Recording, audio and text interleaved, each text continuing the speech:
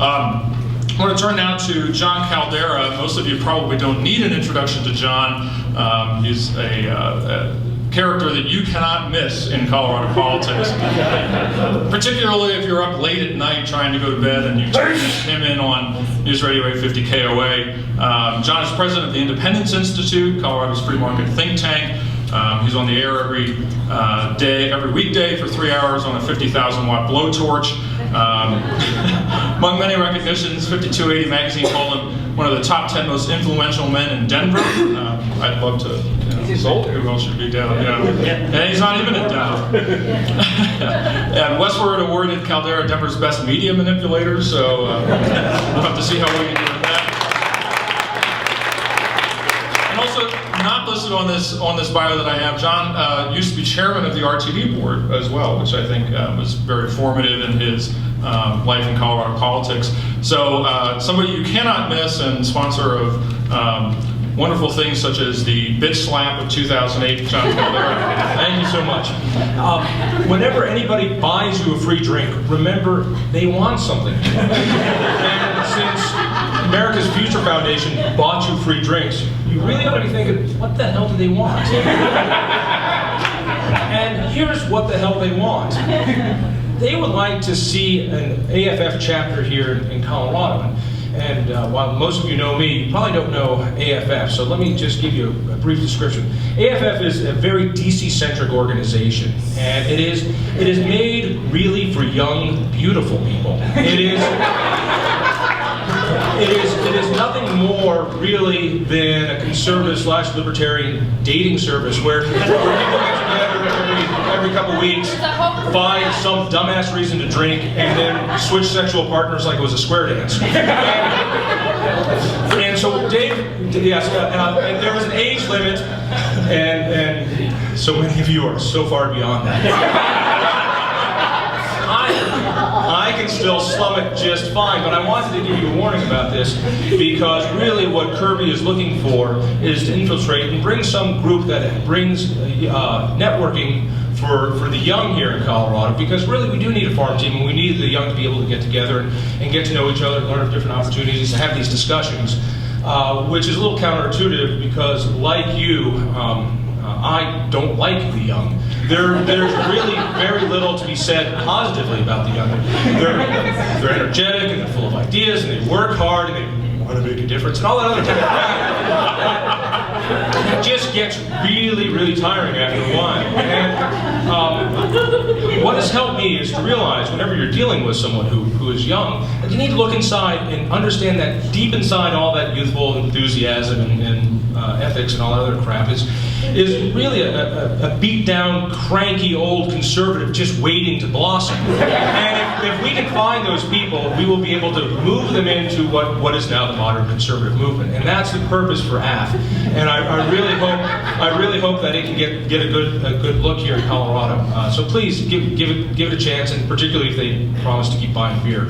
The title of this was How the West Was Lost. And I think that's an appropriate title because the West is lost, and Colorado is in fact the test tube for how to export the liberal expansion to the western states. And I don't even think most of us in Colorado understand this. And it happened because of two reasons. One, the absolute demolishing of what the right stood for, how the Republican Party turned into something it was never meant to be, and went away from the Barry Goldwater, Ronald Reagan ideas. And the second one was the money and the intelligence of the left that really took. Yeah, I hate intelligence as well. Let's talk a little bit about the Republican split. And I understand that there's really, we want to talk a lot about social conservatives and libertarians and what our differences and strengths. For the most part, I love social conservatives. I think social conservatives are strong. I'm not one, but I like them. I particularly like them when they're in office, and the only reason being that they don't answer to their constituents. They answer to God, and God hates taxes, and God loves guns. And we're okay. Now, unfortunately, I found out in recent years that apparently God is having second thoughts on both guns and taxes and the size of government, and we're seeing a lot of socially conservative organizations being put on the government dole. When I see as a sign of progress that our president brings together faith-based initiatives and puts them on the government dole, all we are doing is creating another monster of the left that wants more and continued funding. This is a mistake. Ronald Reagan was superb when he brought in this coalition, and he said, people of social conservatives, come to our side, help us win so we can get government off your backs. You can raise your kids the way you like, you can have more money so you can take care of your families, we'll give you school choice, we'll leave you the hell alone. But I'm seeing now a morphing of the Christian right and the evangelicals to a liberal standard of, we know what's right for you. And this concerns me. And unfortunately, we have Jim here, who's a reasonable social conservative, which makes it a lot less fun, but we'll take some shots at it anyway. That's too bad. And I see that the conservatives now, we see that conservatives are for tax increases. We see that conservatives want to see more spending in government, and a lot of these are social conservatives. There is another type of conservative that is more odious and more conniving, and this is the business development conservative. These are Republicans who, unlike me, know actually how to tie neckties, and therefore they're Republicans. These are the chambers of commerce, economic development corporations, and this is what we've seen take over the Republican Party as far as pinpointing in a very Keynesian way how we're going to make growth in different areas. Colorado was taken over by that movement under Bill Owens and the Republicans. George Bush had the exact same problem, both Bushes, and our party has become the party of not only big spending, but specialized spending. When we see here in Colorado, our Taxpayer Bill of Rights, for instance, has 18 different special interest tax breaks for refunds, including my very favorite, a permanent tax cut for the producers of bull semen. Then you know that special interests have taken over the Republican Party. I don't know how you get the bull semen, but I know you sell it. And then there's the other side of the equation, which of course is the money and the intelligence. Tim Gill and the organization he put together, the Colorado Democratic Alliance, has been remarkable. Not only have they changed election laws so that people can only put $400 into any election, but yet unions through small donor committees can put in 10 times that amount, as many times as they can have these special interest organizations, and they can pull money right out of people's paychecks, therefore they have a method to do it. But you've seen that the left has put in many different organizations. What George Soros did in DC, Colorado has replicated, and we're going to see in state after state after state. Colorado has, or DC has Media Matters.